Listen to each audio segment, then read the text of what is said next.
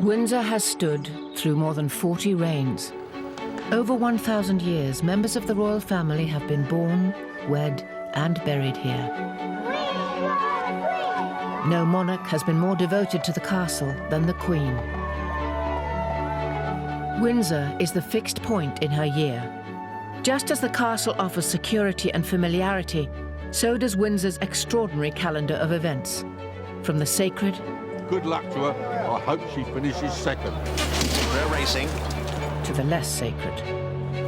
For the first time, cameras have been allowed to follow all the Windsor seasons, the time-honoured public ceremonies. Sun beating on your head, sweating, really hard. Forecast snow. And the private family occasions. It's quite a large group, isn't it? We are a bit lost. Yes, we are a little bit lost. Beyond the tourist trail and the public gaze, the Windsor calendar also governs the lives of those who live and work here, the people who make it all happen. OK, come on, through shop, we haven't got time. There you are. This is the place the House of Windsor calls home, and these are the rituals and events which form the framework of the royal year.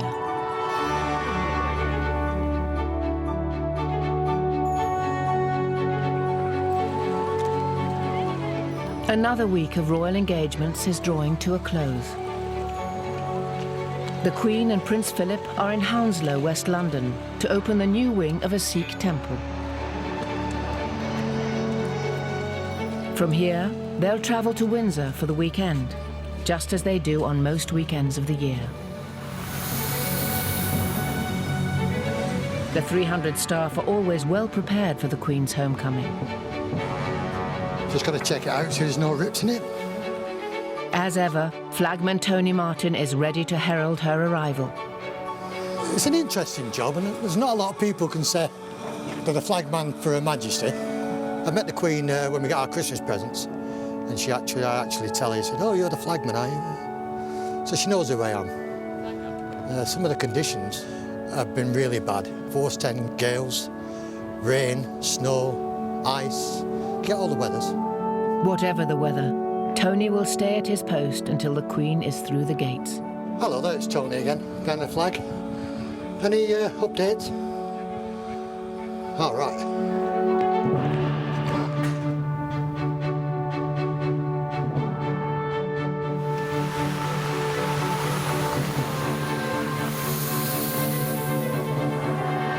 Right, she's here now.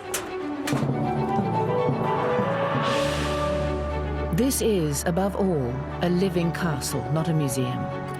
Through childhood, war, and more than half a century on the throne, the Queen has always found Windsor to be a constant through changing times. That is why this is her favourite home.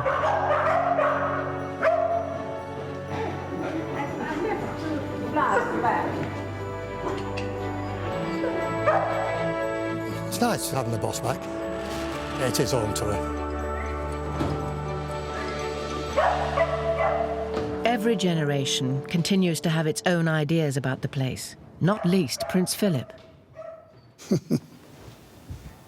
The original beds were rather sort of complicated, and they didn't seem to fit very well. And so I got an artist friend of mine, and together we made a model of this, of the whole of this, and tried various arrangements on it, and eventually settled on this sort of cartwheel thing with, these are all rose beds, which makes it, in a sense, relatively easy to manage. And different colours, but they sort of match each other. And then they built a pergola there because there's the orangery, which was unused, it made a swimming pool in it. We used to have Christmas here. It was very popular with all the young. It still gets used. You ever use it yourself, sir? Yes, I use it, yeah. Easter, and Windsor's royal year begins in earnest. Most of the Queen's family gather to spend the long weekend together and attend Easter Sunday service at St George's Chapel. Windsor's royal cycle begins once again. In our early years, the whole of the year was dominated by school holidays. So in practice, what we did was we came here for the Easter holidays, and we still do. In many ways, it works quite well because our children, knowing the routine, tend to come back for holidays, and the grandchildren get brought with them. And so it forms a nice kind of annual structure. For the next few weeks, by tradition, the Queen will conduct all her daily official engagements not from London, but from Windsor, during what is known as Easter Court. Today, the light cavalry are on parade in Windsor Great Park to receive a royal warrant from their Captain General. Windsor and the horse are inseparable. It's here at Windsor that the Queen trains and keeps the horses which she and her family ride. And 1, 2, 3. Terry Pendry, the stud groom, is in charge of all the Queen's horses at the castle. When she's down here with her horses, she is probably at a more relaxed state. And we, as her staff, must never forget that she is the Queen. And the right terminology is Your Majesty, and that's how we greet her in the mornings. Good morning, Your Majesty. Thereafter, we call her Mom. Whenever the Queen rides here, Terry is never far from her side.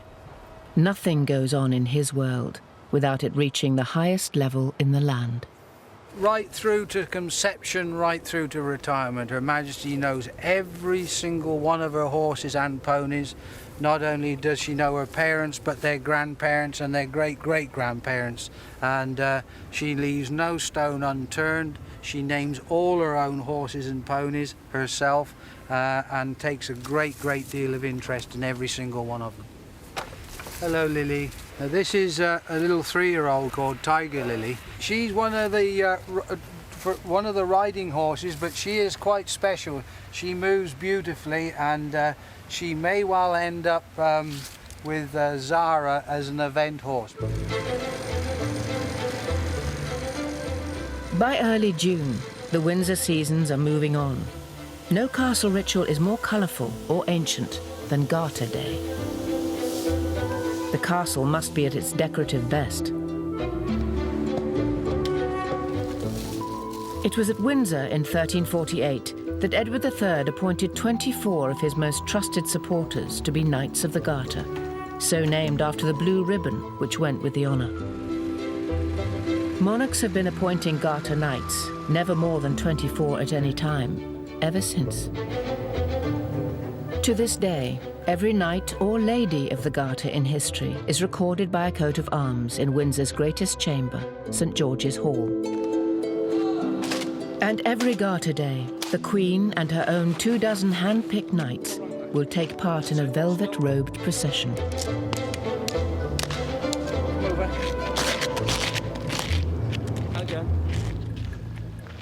Getting it right is the responsibility of the Queen's Master of Ceremonies, Colonel Sir Malcolm Ross. Right, gentlemen, the Queen is coming down the stairs. The Garter Knights are in the hall.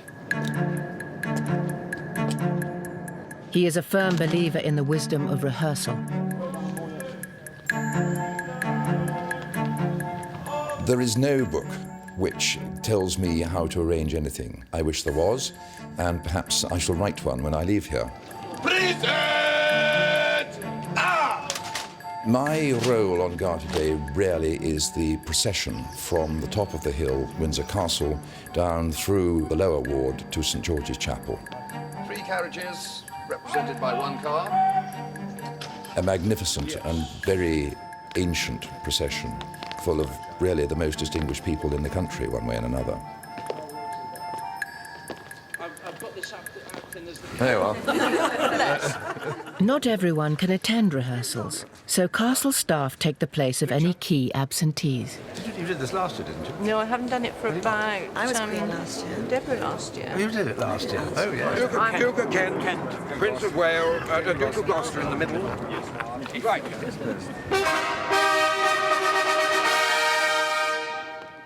No role is more prized than being Queen for the day.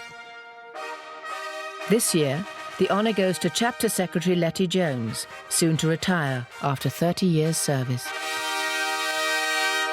When you are singing the national anthem, if you don't by now know the second verse, then please learn it. So, royal family, you could move, please, away. You've gone back for tea now, Letty. Yes? So we've got the carriages that have come up. There'll be a number of black Daimlers. While Sir Malcolm must ensure that the Garter procession is faultless, Garrison Sergeant Major Billy Mott is responsible for those who will guard Keep it. going. Go into the engine court. We'll be in there in a minute. We've got something in the region of 30 officers and 340 men, and that's with all contingents that are involved in the Garter service. That's a large number of men that may well not be 100% clear of what's required. OK, come on, Phil, we haven't got time.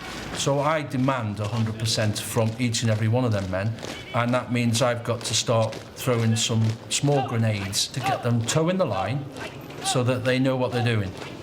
Right, I want your heels on the edge of the curb. Come forward. Get forward so your heels are on the edge of the curb. Where's your partner? I can see he's not there. Where is he? I don't know. Stand at attention. Is there a reason why we're not on the markers here? There can be no margin of error for the Queen's Guard in the Queen's Castle. Because you've got a man missing, haven't you? Right, cheers. But there are a dozen soldiers in the castle who will be forgiven the odd mistake. The Military Knights of Windsor are a collection of distinguished old soldiers who lend dignity and symbolism to events at St George's Chapel throughout the year. Their principal task has always been to pray for the monarch and the Garter Knights. You'll see as you go some fairly considerable beams. General Sir Michael Hobbs is the governor of the Military Knights. His army career began at Windsor. My first job was as a sentry just outside Henry VIII Gate. In those days, the sentries were outside the gates. And little boys used to come along and place matches, you know, in between your fingers, and then set light to them to see if you moved. So it was tough. The Military Knights live inside the castle walls in a terrace of narrow houses with as many flights of stairs as rooms. Up a series of hardwood log stairs, as it were. It's hardly ideal accommodation for retired officers, some in their 80s. When someone rings the doorbell and says, "Can you come and see me?" it is 79 steps down before I actually get to them. And worse still, if they then want to go to the office, it's another 79 steps up. The Military Knights are still polishing their boots and sharpening their drill, way beyond the age at which they should have given up. They need no encouragement. Yes, Garter Day is a very special day for the Military Knights. And for one or two of the older members, it's a trial, but it's a trial which they would hate to shirk.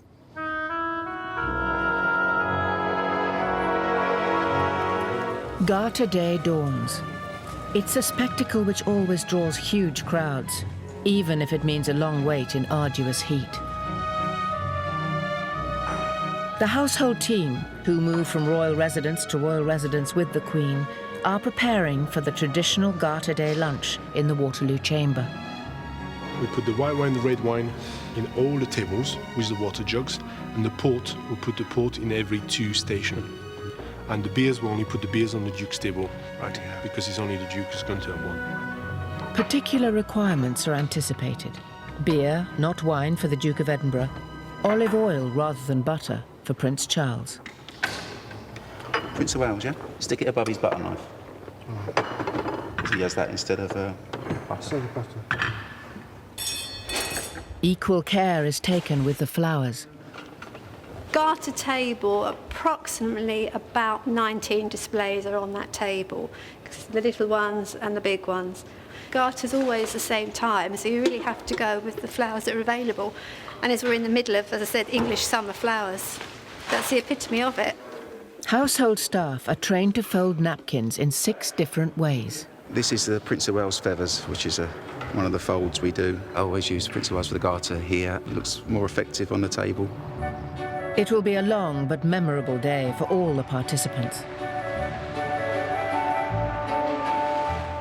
As As the crowds find a vantage point in the lower ward, the Garter Knights arrive at the state entrance. Afternoon, it's now striking 12 o'clock on the clock. The Order of the Garter is the senior British Order of Chivalry, and I suppose therefore is the senior Order of Chivalry in the world. You've lost your husband already. Where have you lost your husband? Good to see you. There he is, here he comes. The conqueror of Everest, Sir Edmund Hillary, ascends the grand staircase. Good morning, Sir Edmund. How are you? Very nice to see you again.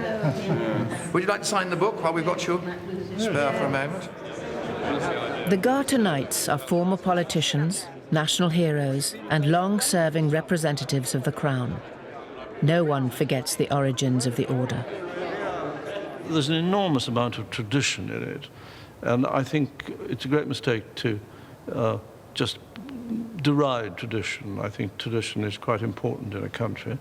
And of course, personally, it's a great honour because it's the Queen's own decision. It isn't like the honours list, which is done by the government and so on. It's but the Queen's own personal thing, so it's a great compliment. The Garter robes are brought out of storage. Each knight will process in a velvet mantle and cap with an intricate arrangement of heraldic emblems. Barely visible will be the garter itself, worn below the left knee, and inscribed with the motto, Honi soit qui mal y pense, shame on him who thinks evil of it. Jeremy Bagwell-Purefoy prepares the regalia. They're garter collars, most of which have just been valued at about £250,000 each. That is the badge of the Order of the Garter, which is St George, and is actually known as the Greater George. And this one's the Duke of Abercorn's, and that's actually the oldest one we've got, about 350 years old. The last batch to be made was made about 100 years ago. They made 5. In the lower part of the castle, the other band of knights are making sure their kit is faultless. Right, are you ready to put this on? Absolutely. Have you got your bonnet is here, is it? Bonnet is there, yeah. The military knights will lead the procession. On a hot day such as Garter Day, the middle of June, it can be very, very uncomfortable. We're in the uniform, I think, somewhere between an hour and a half, 2 hours. You're all right, Peter. Stand still. Stand still. Okay. Then I'll adjust. One of the older military knights is Major Peter Bolton. He fought in Special Forces units across Europe in the Second World War. Okay. Yep. Smart as a button stick. Okay. I was going up in Garter, last Garter, coming up the hill there, jam-packed with people. Absolutely. And I was trying to find my way through. And I said, I'm an old veteran.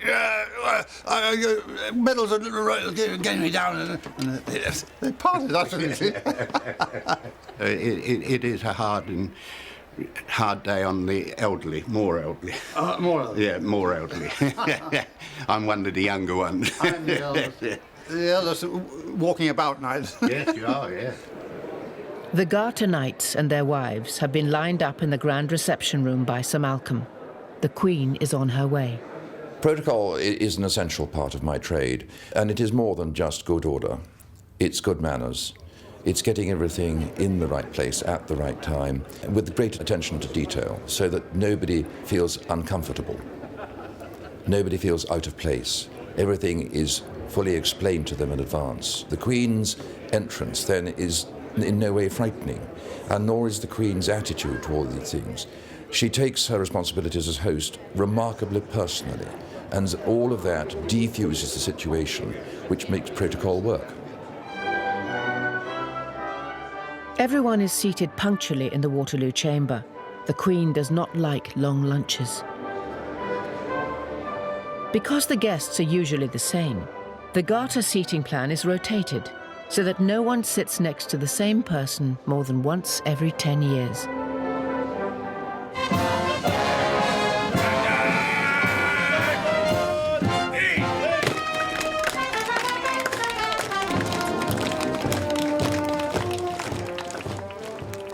In St George's Chapel, the final touches are applied. The last thing before the service starts is to place the Sovereign's copy of the service in her stall.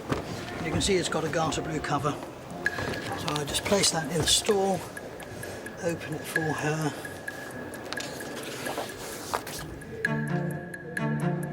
Lunch over, the Garter Knights are in their robes and regalia. They assemble at the state entrance.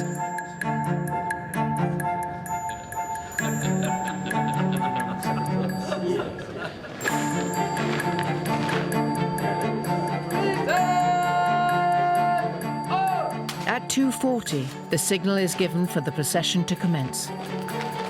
Military Knights, followed by Garter Knights, followed by Her Majesty and other members of the royal family.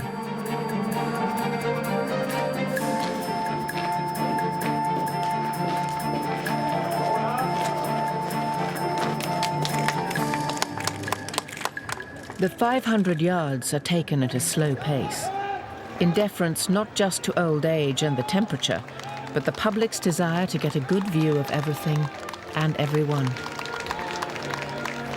Garter Day is not mere pageantry. It goes to the heart of the English identity. When he founded the Order of the Garter here, Edward III chose St. George as its patron saint and renamed the chapel St. George's. It was for this reason that St. George went on to be adopted as patron saint of England, his red cross its flag. Windsor, Garter, England, St. George, all bound up in this one occasion.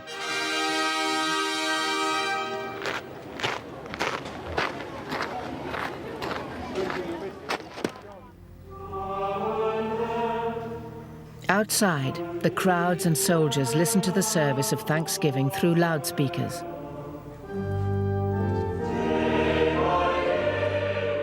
The temperature is 90 degrees.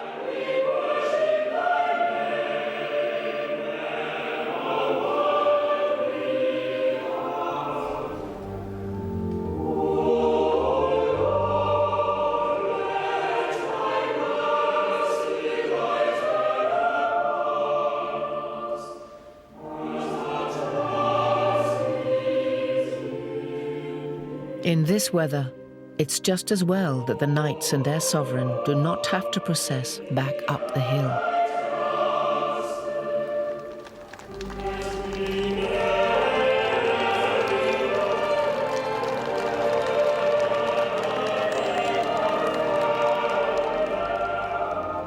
Another ritual in the royal cycle has been observed. 6.5 centuries after its foundation, the Order of the Garter has been honoured for another year. It's a nice piece of pageantry, which I think a lot of people enjoy. It looks, I mean, rationally, it's lunatic, but I mean, in practice, everybody enjoys it, I think. In the Royal Mews, Terry Pendry has some new recruits. This is where the famous Windsor Greys are trained to pull royal carriages at state occasions. Terry must see if these two are up to the mark. So what we have here this morning is the new, recently purchased Windsor Greys, the leading horse being Dunkirk, who is a 7-year-old, and the horse behind is Normandy, and he's 6. As you can appreciate, to breed white greys is very, very difficult. This was just sheer chance that these became available, and obviously that's why we've got them. Well done, Norman, good lad. The Windsor Greys are a very, very important part of the Royal Mews. Her Majesty, when she's on ceremonial duty, is normally pulled, certainly on the troop and the colour, by a pair of greys. Relax. Okay, quietly back down to a walk. The Royal Mews itself was designed by a man called Wyatville. It was finished in 1842, September 1842, it was handed over to Queen Victoria. But the whole build for the 110 stables in this magnificent school was £70,510. That wouldn't even buy you a house now, would it? But I suppose in those days it was an extreme amount of money. For those Windsor Greys already up to Terry's demanding standards, it's going to be a long week. They must play their part in another great Windsor spectacle.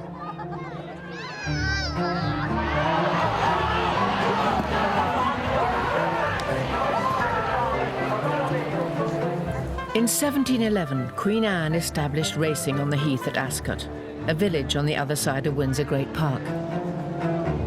Nearly 3 centuries on, the 5 days of Royal Ascot attract well over 300,000 people each year.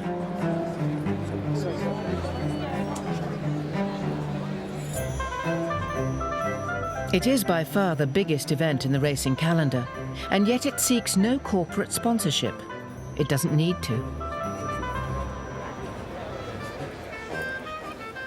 Elegant excess is an established part of the ritual, but nothing has come to define Ascot more vividly than its fashions. What I love about Ascot is it breaks all the fashion rules, every single rule. I mean, if the high street says it's vintage, you can be sure there won't be a spot of vintage to be seen at Ascot. And equally, if it's meant to be black and white, it'll all be florals here. I'm really here as a kind of accessory to my wife's hat. That's what my day is. My wife adores it because she can get all dolled up, and so do I. I've changed my tie this year, I don't know whether you noticed. The one thing I will say about this particular Ascot, I don't think there has ever been one that is quite so bare. I've seen navels, I've seen more cleavage than I'd see in the lap dancing club. Bare shoulders, bare everything. It's quite extraordinary. Apparently they have relaxed the rules. At the Royal Mews, the Windsor Greys are preparing to put on a show too. Philip Barnard Brown will be riding with them. They certainly know it's different than normal, and I think once we turn them around here and start to harness up or saddle up, there's a certain amount of expectation there also. So yeah, they do sense it. The coachman and outriders receive the list of occupants for each carriage.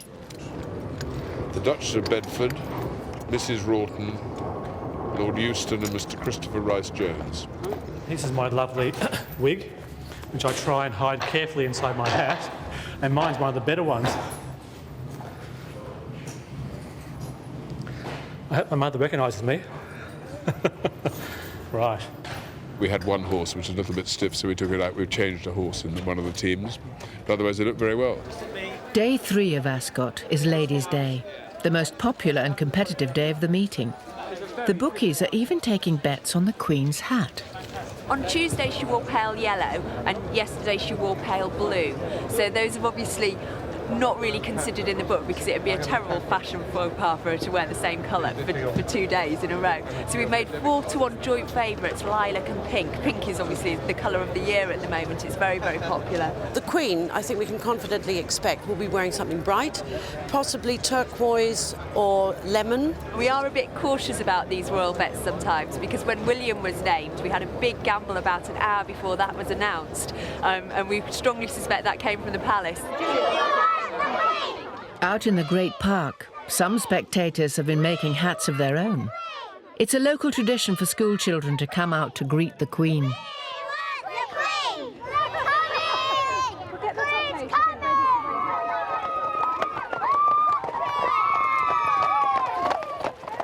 The carriages are filled with the royal family and the Queen's house guests, many of whom are staying for the entire week.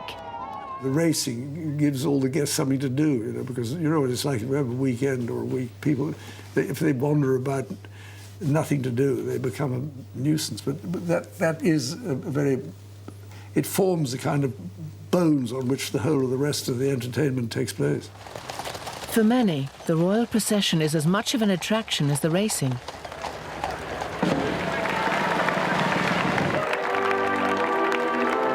Finally, the punters see the first result of the day.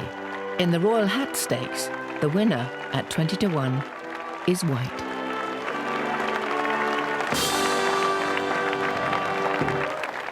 Now that the Queen is on the course, the day can really begin.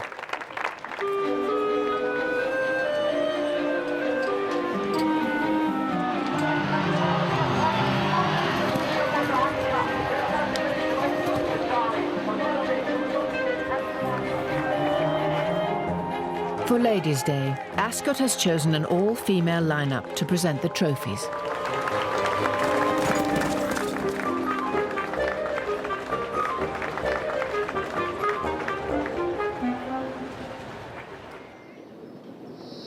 The Windsor Greys arrive home.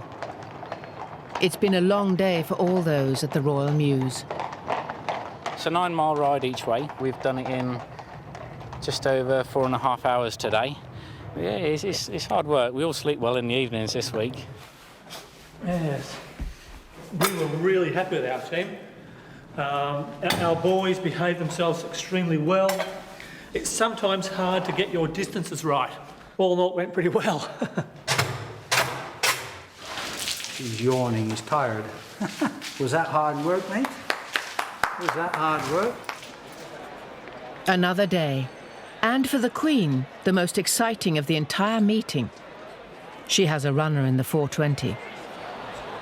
And promotion 9-2 early doors this morning with William Hill. Let me tell you that this is the best backed horse of the whole Royal Ascot meeting. The whole meeting's all around the Queen, the royal meeting, and obviously it's been heavily backed all day. Nothing excites this loyal crowd or worries the bookies more than when the Queen's colours are racing on home ground. So he's half the price that he was first thing this morning. Now, by my estimation, that would take out around £3 million around the whole of the UK. Having taken one last look at promotion, the Queen returns to the royal box. Her trainer, Sir Michael Stout, is cautiously optimistic. You know, we feel he's got a good chance here. Our slight concern is the ground, but she's well aware of that. You know, the Queen is a breeder. She's got a wonderful database of all her families, and she knows the score. He won on sort of good to soft ground last time and really enjoyed it. Does it put you under any pressure? Do you feel a little more nervous than you would at any other racecourse? Well, we've done our best, and obviously it means so much, not just to her, but everyone else, that yes, it makes you a little bit more edgy, to be honest. Well, promotion, the gamble of the week so far. What price is it now, Angus? 2-1. This is a real monster gamble, one of the biggest I can remember. Good luck to her. I hope she finishes second. They're racing. Promotion, the gamble of the race, got away cleanly. Coming towards the turn now. And out in front is Tuning Fork on the inside of Yolandi. They're still falling in front of Red Fort. Followed now by Promotion. Promotion on the outside moves up. Red Fort, though, has taken the lead. Red Fort has gone for home now. Promotion coming under pressure, followed by Blythe Knight, and further back is Bone Crusher. But Red Fort has skipped away. Second is Promotion. The gamble was foiled. The horse was called Promotion. The Queen owned it. There was 50,000 there. They all wanted to be on it. But once again, unfortunately, something came along and beat it. And what's happened? Barry's Bismarck was right again. But I've lost any chance of my title, haven't I? Not quite the happy ending the crowd had hoped for. And how will Her Majesty have regarded that? I watched the race with her. Oh, totally realistic. She knew when they turned in we weren't going to win, but she was satisfied with the performance. Yeah. Ascot concludes with the traditional finale. Thousands of winners and losers congregate around the bandstand. I think you see a very interesting cross-section. You see the top and you see the bottom. Horse racing does attract the kind of raffish element in the upper classes and the working classes. It's like what Lord Randolph Churchill, Winston's father, said. He said that the aristocracy and the working class are united by the bonds of a common immorality.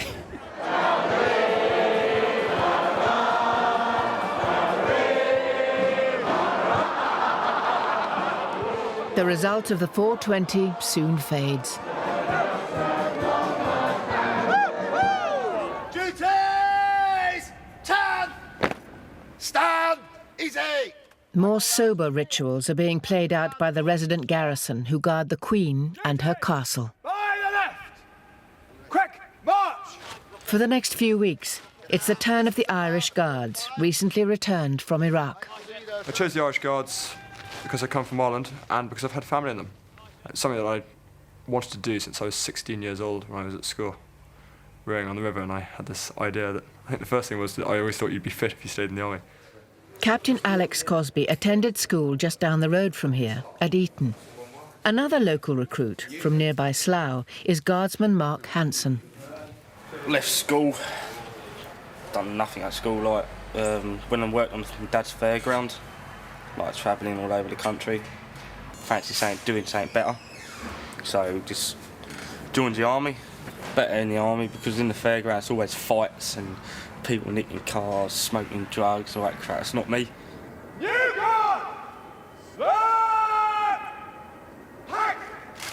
As at Buckingham Palace, changing the guard is both an historic ritual and an important tourist attraction.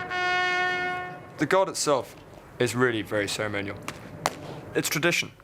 It's showing off the tradition of the army. It's a tourist attraction because everyone wants to see this thing that is famous. At the same time, we do have that function of protecting the monarch when she is in residence. It is a privilege and an honour to guard your monarch. Yep. March! Well, I think one of the things that happens to me most of all when I'm walking around the likes of here or in London is people will say, "Are you a real soldier?" I mean, these soldiers that you've seen here, the guardsmen, last year they were in Basra. I was a platoon commander in No. 1 Company, and we had very much of what I would say is the easy part of the campaign in Iraq, where we crossed the border and then took Basra. Frontline security is a police affair, but the guards do their bit too.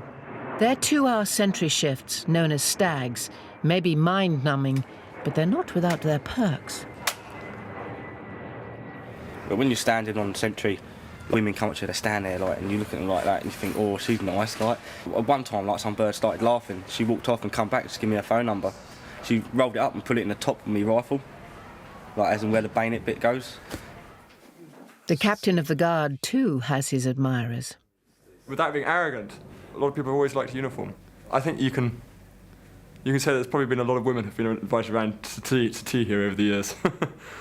And obviously from the poem, how late tea has gone on, I can't say. Some lady visitors have even recorded their thoughts for posterity. I write this as a warning, not a threat, to those who find it easy to forget that tea time here means more than having tea. At least it did, luckily, to me. I came here girlish innocence and left, a woman knowing all and quite bereft of that sweet virtue which would still be mine if I had gone at 6 instead of 9.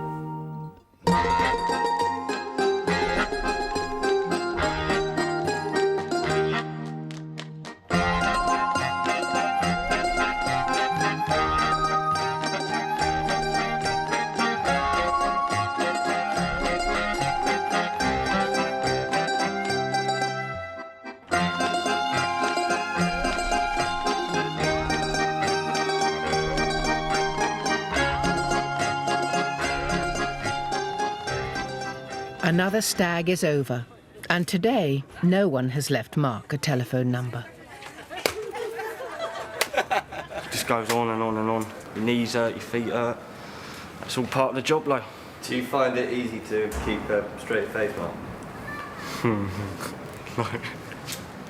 Of course I don't. What do you think about whilst you stood there? Think about the 3-week leave we got coming up. We go RB for 2 weeks. With August, the Windsor seasons move on, and the royal family depart for Balmoral. There is no holiday, though, for the Queen's Castle. The visitors are still pouring through. And out in the great park, there's a harvest to be gathered. The governor of the castle is Air Chief Marshal Sir Richard Johns. When the royal family are away, Sir Richard is king of the castle. The castle exists to do a number of important functions. It is a working castle. This was taken in July 2002, and this photograph shows the working population of the castle. There are something like 160 people who actually live day by day within the castle walls, and there is a great feeling of community spirit. When the gates shut, Windsor's extended family come out to play at one of the governor's summer barbecues. Special burger in the Is this the best one? They're the very best. Quite clearly, the role has changed over the years. I mean, initially, this place was a fortress, and I guess my role, from being a sort of military supremo, has gradually evolved into the appointment that I now fill, which is formally as the Queen's representative in the castle. That's my job done. Tonight, bad weather has done nothing to dampen spirits as other members of the community help out. Stud groom Terry Pendry wears a favourite outfit. It's the best shirt I own. Barbecues and things like that, of course, yeah. It's the right shirt to wear, isn't it? As a busy, living institution, Windsor cannot afford to let time stand still. This is a place which operates on punctuality.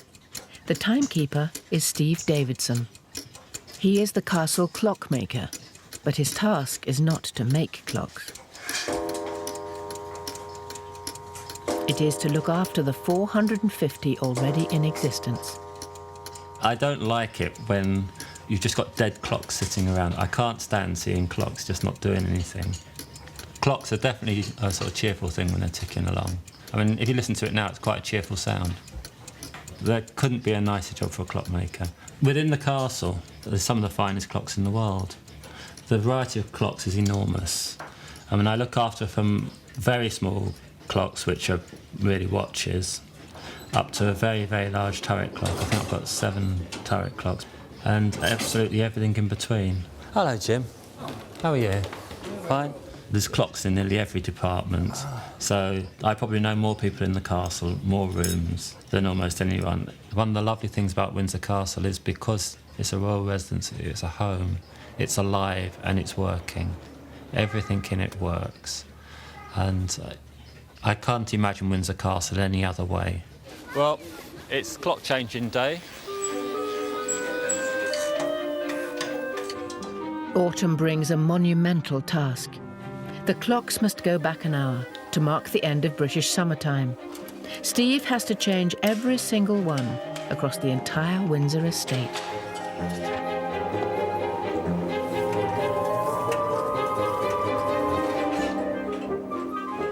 These clocks don't just play tunes, they've inspired them. Inside here is a fantastic organ clock. It's made in 1734. Placed 10 pieces by Handel, 6 of them he arranged for the clock. We're now still in property services. We are a bit lost. Yes, we are a little bit lost. You memorise a route, you memorise a clock, but if you make one little mistake on that, then you're completely lost. Oh, that's an awful mess, that one. Look at the state of that. I can't always remember where this lot are. The round tower is the castle's inner sanctum, the last bastion in the event of a siege. This is the home to the Royal Archives, where successive monarchs have deposited their personal memories, their diaries, and their secrets.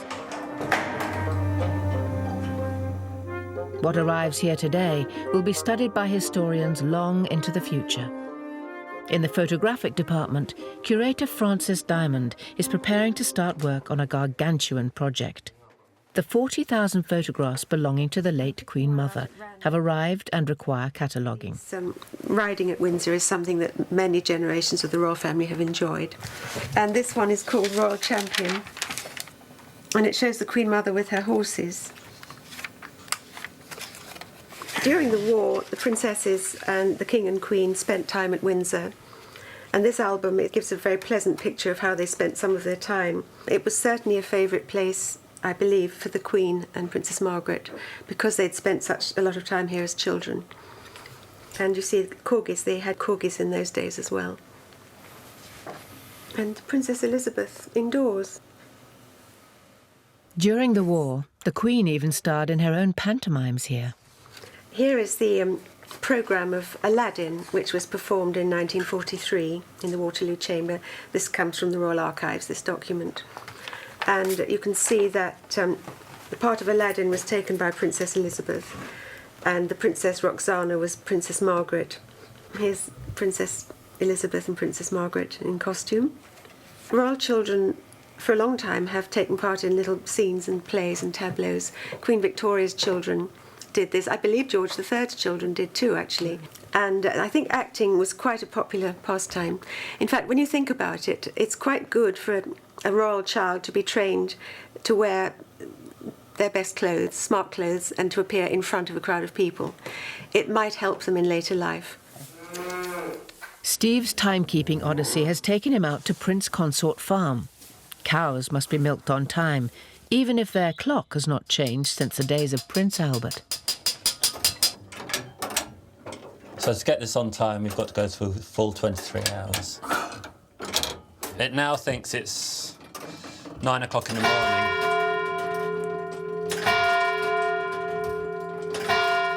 For most people, it's a little bit of a nuisance. They've just got to remember their clock. For me, it's a big nuisance. It takes me around about 16 hours to change all the clocks, and I work through the weekend. Well, this is all part of the castle. I tend to think of the home park as almost like the garden. Pulling over here. The next stop in the grounds is Frogmore House, a former royal residence. I think the big thing is always a sense of history. With the castle, you're very aware of history just going by, that you're just part of it, you're just going through.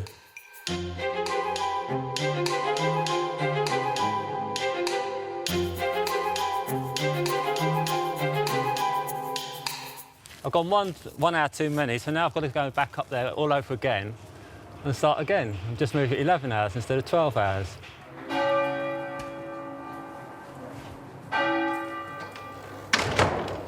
OK, Natalie, thank you very much. Like clockwork, the public parts of the castle are closed at 5 every afternoon. Steve is still trying to turn back time as darkness falls. This is one of my favourite parts of the castle. All the clocks in the kitchens are left purposely 5 minutes fast. The punctuality in the royal household is important. When you've got, especially if you've got, say, a state visit or you have major functions going on, everything has to work like clockwork. And it's quite difficult when you're relying on clocks which are 200-300 years old.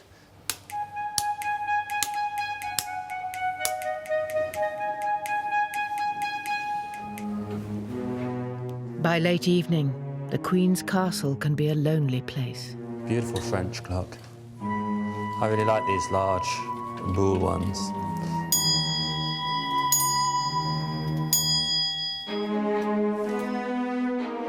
On one occasion here, I couldn't find the light switches, and I could definitely hear footsteps. I don't know if it was my overactive imagination, but I didn't feel very alone. It's the same time of year, and I stood there putting the clock forward. They look like light switches. I usually do this part of the castle in daylight.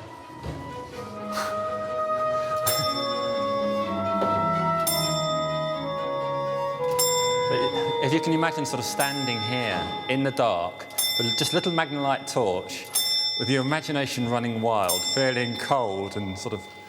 I'm waiting while the clock struck.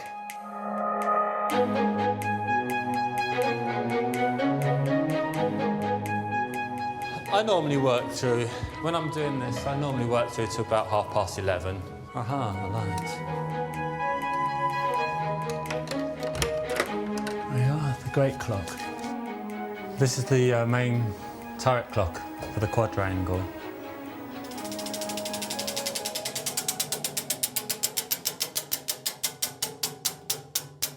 Hopefully we're okay. There we go.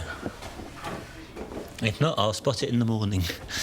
After 2 days and nights, Steve has Windsor back on the right time. Until, of course, it's time for the clocks to go forward again.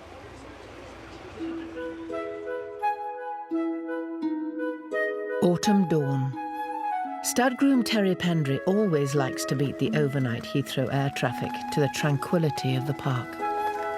Beautiful morning, the sun's just starting to rise. I've had probably about another 10 minutes. Often this time of the morning you hear the dawn chorus. Depends which way the wind's blowing, but the dawn chorus this morning are the Branson birds and the British Airways migrating in from the Americas. This is the largest lived-in castle in the world. The rest of the world come in on those tin cans to see what we've got here, you know. Tradition and history. If you're on a horse like this first thing in the morning, while you're in church every day of the year, I mean, I've got Her Majesty's trees, they're my cathedral. I've got the best stained glass window in the world.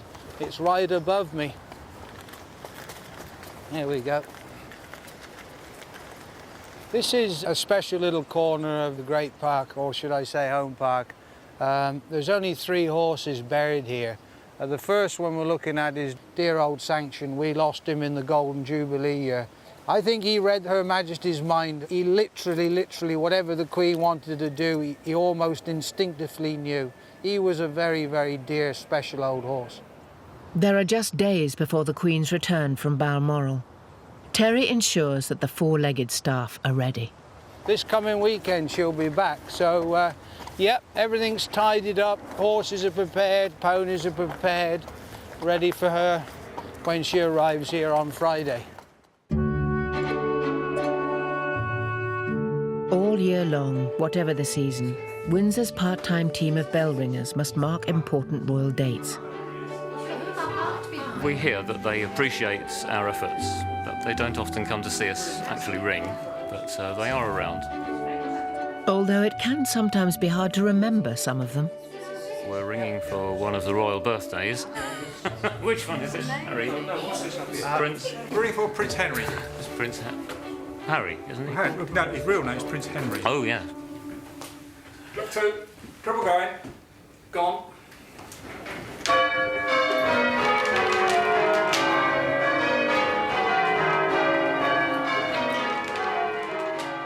This year, though, the Queen's autumn return is overshadowed by a death in the family.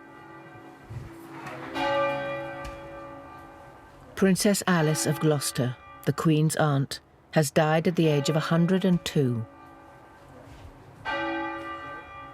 She was the longest living member of the family in history. Windsor Castle Guard. On the eve of her burial, she returns to the family fold.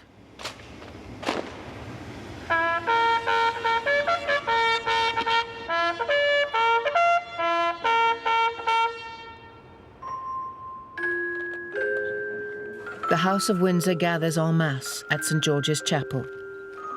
This will not be a state occasion, but a private funeral for a mother and grandmother.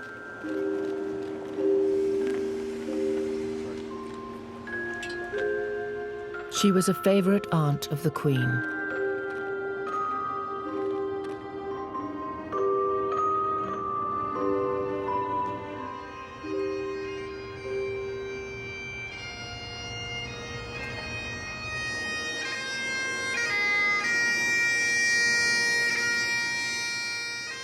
Princess Alice's son, the Duke of Gloucester, leads the mourners. A bearer party from the King's own Scottish borderers carry their former Colonel-in-Chief.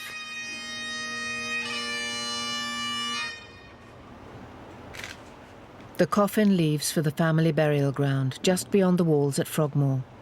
Princess Alice will be buried alongside her husband, the late Duke, and her elder son, Prince William of Gloucester, who died in a 1972 plane crash, aged 30.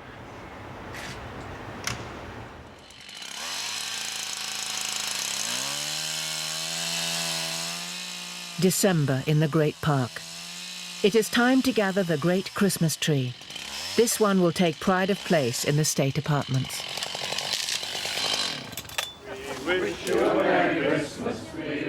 Windsor's royal year is drawing to a traditional close. The more tuneful castle staff are out in force. We wish you a Merry Christmas and a Happy New Year. If you'd like to sort of come in from that end and just file all the way down, we can keep you dry.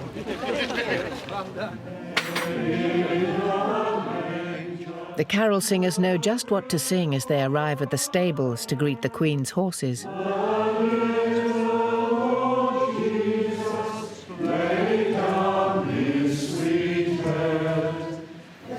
This is the second year that we've done this with the horses. Last year was quite a success, so it's grown from that. I actually think they enjoy it. They love company.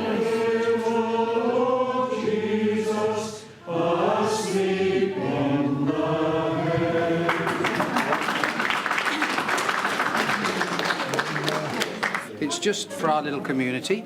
It's kind of the end of the season, ready to start the new one. Thank you very much. Stud groom Terry Pendry refuels the singers and sets them on their way. Someone else is expecting them.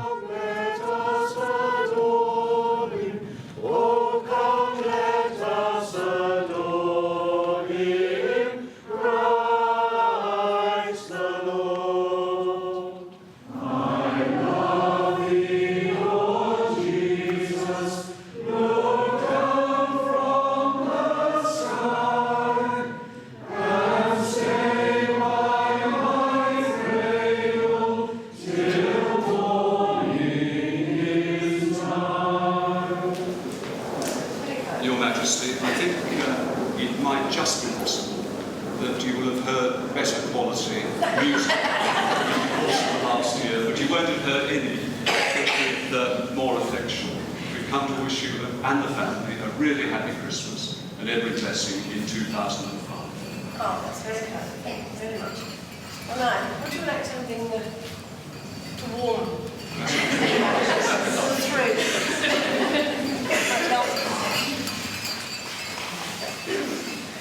Actually, I thought that last time might have some kind of effect on the weather. You've seen the weather forecast snow. It's quite a large group, isn't it? Very good. This is another ritual, another of life's anchors for the Queen and her castle. It makes a great difference to the way in which Windsor evolves if you've got people living in it as occupiers, because there's a coherent community kind of sensation. So it makes a very, I think, organic system. And I think that's what gives it its attraction and its strength. It's a hierarchy. It's a living organism inhabiting this ancient establishment.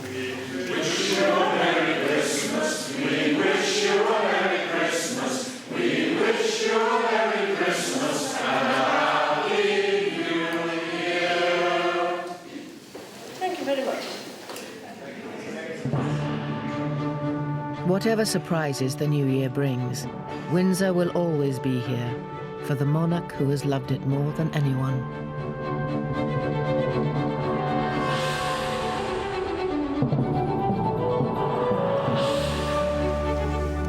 This used to be arable all through here, so we decided to put it back to a deer park. Well, it's the Queen's back garden, isn't it? It's a very, very special venue. Got me torch, yes. I found it in the back of the locker in my office. I'm sure if she sees this now, she'll probably want it back. Prince Harry's side and broken through. You know, I called my dad and he said, "What are you doing?" I said, "I'm having lunch with the Queen." It's on! No! No! It's gone wide! It's gone wide! Ooh la la! Sorry.